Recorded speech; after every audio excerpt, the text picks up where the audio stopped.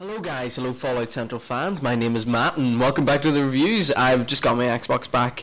There's going to be loads more reviews coming. It's going to be great, it's going to be awesome. We're going to have gun reviews and we're going to have faction reviews. But anyway, you're not here to listen to that, so we're just going to jump straight into today's review just to make up for all the reviews that I haven't done. And today's review is going to be on the Brotherhood of Steel power armor in the Fallout 3 game. Now this is not going to cover the Enclave power armor. I'm going to leave that for another review because this topic is so large, but today we're basically going to be covering the history, the various variants of the Brotherhood of Steel power armor, where to find them, their damage resistances, their effects, and basically how good they are. So let's jump into it. Okay, so power armor was originally developed and manufactured for the United States Army by the American defense company Westech. The T-45D power armor was actually the first version to ever be successfully deployed into battle, which is in 2067 in Alaska during the Anchorage Reclamation. The power armor was incredibly effective against tanks and infantry, and its ability to allow one man to carry what it would normally take an entire squad to carry was invaluable to the US Army.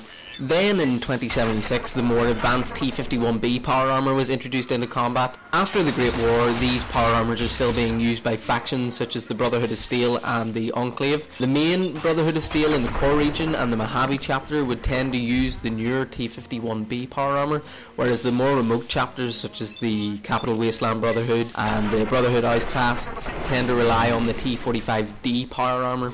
But anyway, let's talk about the actual armor now. It's important to note that in Fallout 3 you actually have to be taught to wear the power armor by the Brotherhood of Steel before you can actually put it on and start walking around like a boss. But this actually comes with storyline progression, so you can't really miss it, but it does take a while to reach that point in the game where you are actually able to wear power armor, so you have to be prepared to wait a while. So the first type of power armor you're going to come across in the game is the base power armor and power helmet, which is actually the base T-45D power armor in Fallout 3. The actual armor has a damage resistance of 40 and the effects of strength plus 2, agility minus 2 and rad resistance 10. The helmet has damage resistance 8 and the effects of rad resistance 3. It's found in quite a few places. You can buy it off merchants and you'll find it at the GNR and on some Dead Brotherhood personnel. There are actually 3 other types of power armor that share the same stats and damage resistances and effects as the base power armor. These would be the Lion's Pride power armor, the Brotherhood power armor and power helmet, and the Linden's Outcast power armor.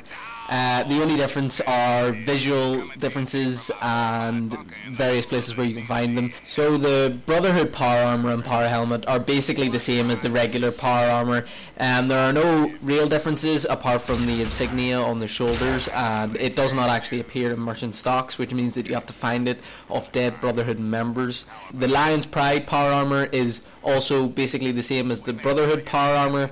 It has an insignia on one of the shoulders and it can only be got from Dead Pride members, and it can also be pickpocketed off Pride members, and it does not actually have an official helmet. The Outcast power armor and power helmet is a variant worn by the Brotherhood Outcasts. It has the same statistics as the other two, except it's red and black. Wearing a full suit of Outcast power armor will actually cause the Outcast to treat you as one of their own. It can be found off fallen Outcast members, and it can also be found in Fort Independence.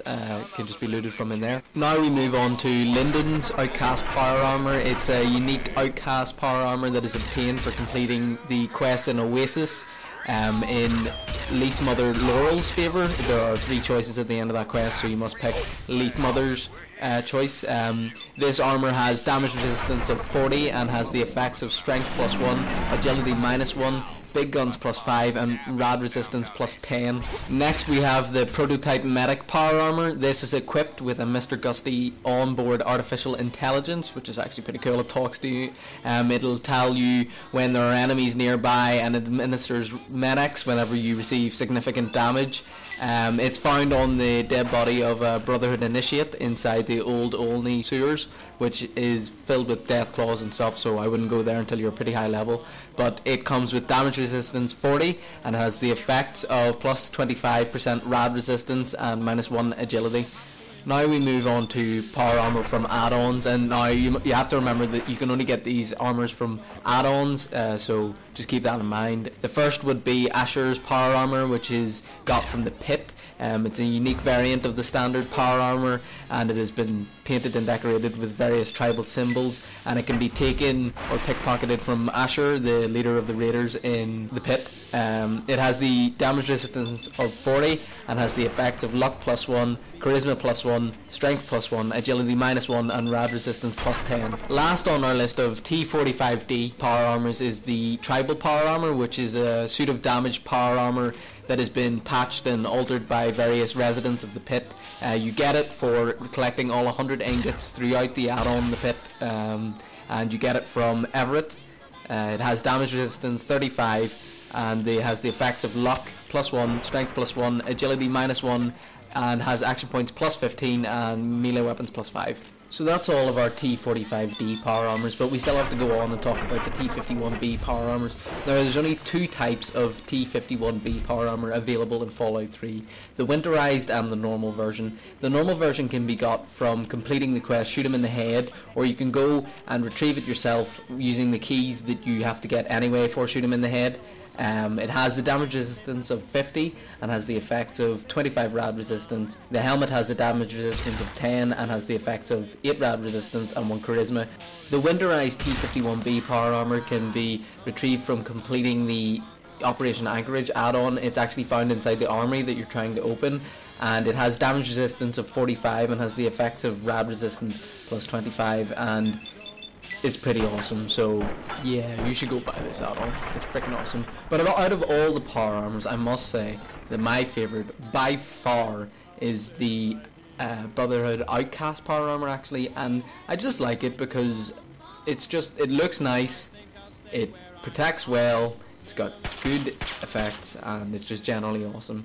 So yeah, anyway, I'd like to thank you all for watching today's video. It means a lot, and if you have any suggestions for future reviews or future videos, please just leave them down below. Leave us a like, make sure to like us on our Facebook page, make sure to subscribe and all that good stuff. But as always, thank you for watching. Make sure to keep an eye out for the next review, and peace.